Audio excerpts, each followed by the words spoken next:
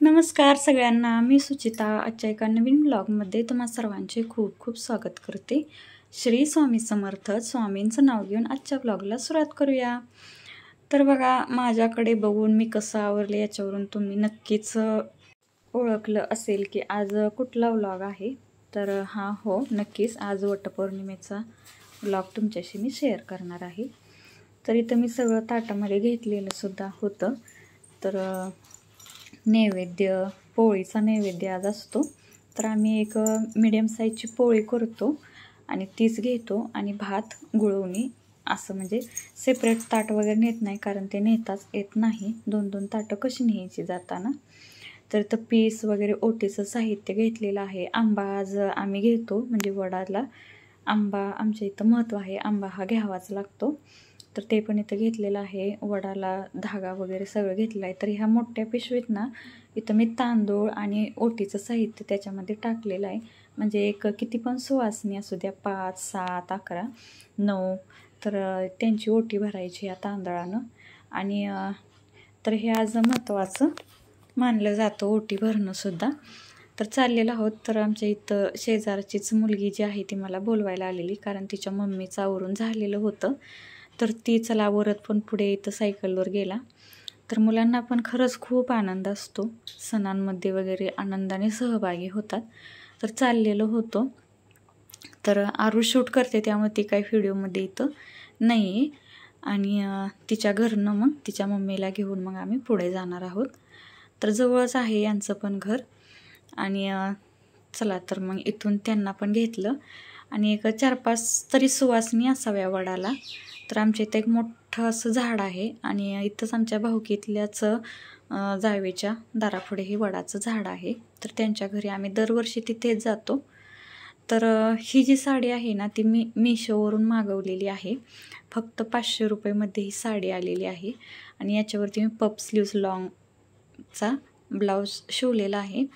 तर माझा आजचा लुक पण तुम्हाला कसा वाटला ते पण मला कमेंटमध्ये सांगा. तर पावसामुळे बघा आमच्या इकडलं वातावरण अगदी हिरवंगार झालेलं आहे.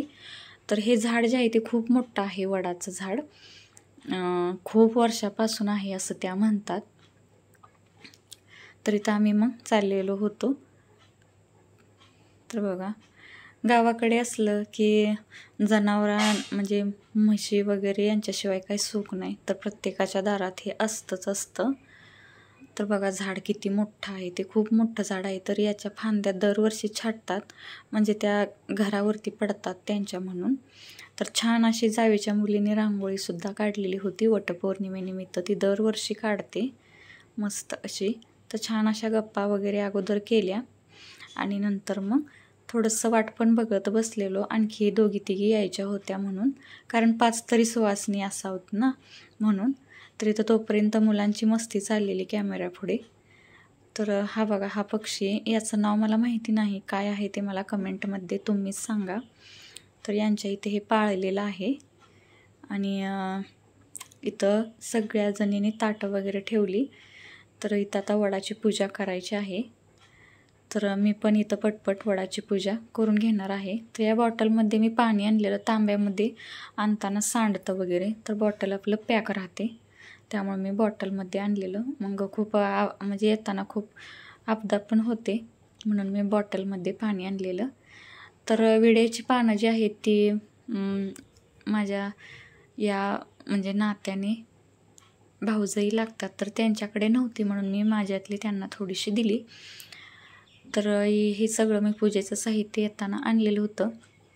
तर आमच्या इथं असं आहे की काळे मणी जे आहेत ना, ते 5-7 किंवा असे धाग्यामध्ये ओवून आणायचे. तर ते सुद्धा मी आणलेलं होतं. आणि इथं पोळीचा नैवेद्य इथं असा ठेवून देते. तर ह्या नंतर इथली जी माझी जाव आहे ना, तर हे सगळं नैवेद्य नंतर गाईला चारतात, वाया वगैरे जात नाही. तर आता इथं आम्हाला वडाला 7 फेरे घालायचे होते. तर त्यासाठी आणखी काही जणी इथं पूजा करायचं राहिलेलं होतं. तर त्या घेतल्यानंतर म्हटलं चला सगळ्यांनी एकदमच वडाला फेरे घेऊयात, म्हणजे छान वाटतं, मस्त असं छान दिसतं. तर माझी ओटीत घालायचे तांदूळ राहिलेले, तर ते पण मी इथं लगेच घालून घेतले. तर या आजी आहेत त्यासुद्धा आलेल्या आहेत वडाला. त्यांनी पण पूजा करून घेतली. मस्त असं छान वातावरण पण झालेलं आहे. थोडंसं पावसाचं वातावरण आहे, पाऊस काय नाही पण वातावरण तसं झालेलं आहे. तर इथून मी आता फेरे मारायला सुरुवात करतो. तर सगळ्याजणी एकत्र येऊन फेऱ्या मारून घेतो. तर छान वाटतं असं एकत्र असलं की. आणि मस्त, मला तर आजची वटपौर्णिमा खूपच आवडली, खूप छान झालेली होती. तर मैत्रिणींनो, तुम्हाला माझे व्हिडिओ आवडतात का? आवडल्यास लाईक, शेअर आणि सबस्क्राईब करायला विसरू नका. तर मी माझं जे डेली रुटीन आहे तेच तुमच्याशी शेअर करत असते. तर इथं आज म्हणजे गावाकडे अशीच वटपौर्णिमा साजरी करतो आम्ही. दरवर्षी असंच केलं जातं. आणि हे 7 फेरे वगैरे झाल्यानंतर ना आम्ही हा धागा तोडत नाही. राहिलेला जेवढा पण धागा आहे तो तसाच तिथे त्याचा आहे असा तिथंच वडाला ठेवून देतो, काढत वगैरे नाही.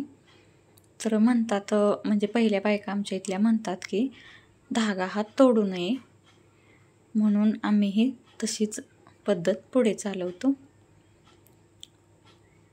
तर इथं फेरे आमचे आता जवळजवळ होत आलेले आहेत. तर छान वाटत होतं बघा, एकदम शांततेत वटपौर्णिमा यावर्षी खरं साजरी झाली. दरवर्षी काय असतं, गावाकडच्या बायकांना पण तसं म्हणता येत नाही, पण कामं खूप असतात. म्हणजे रानातली कामं असतात, घरातलं सगळं करायचं, सगळं प्रत्येक काम म्हणजे बायकांना कामं असतात.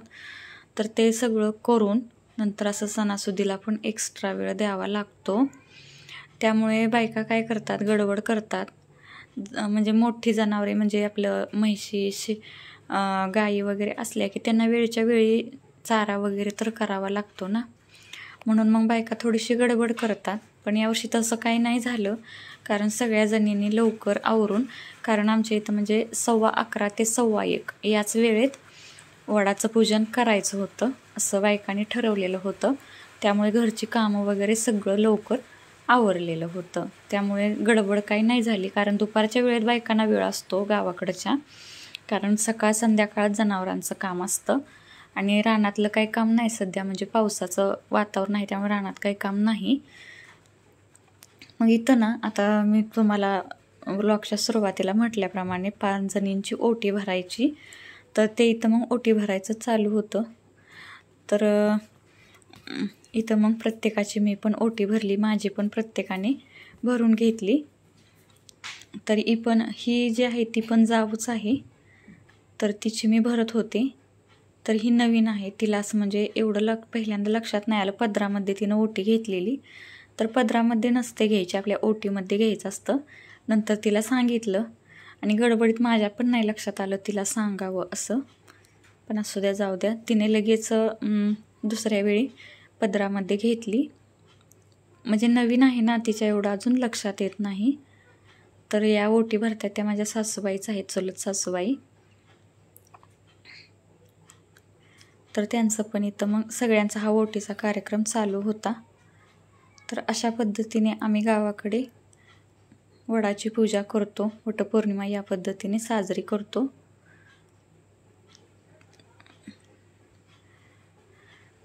आणि काही जण फळं, ब्लाऊज पीस हे सुद्धा आणतात बरं का, असं काही नाही. मी पण ज्या वर्षी शक्य आहे त्या वर्षी आणते, ज्या वर्षी नाही त्या वर्षी नाही आणत, असं काही नसतं. तर प्रत्येकीची इथं ओटी भरायचं चालू होतं. तर कसा वाटला आजचा व्लॉग मैत्रिणींनो तुम्हाला? तर नक्की आवडल्यास चॅनलला सबस्क्राईब करा मैत्रिणींनो. आणि भेटूया उद्याच्या नवीन व्लॉगमध्ये. तोपर्यंत बाय बाय.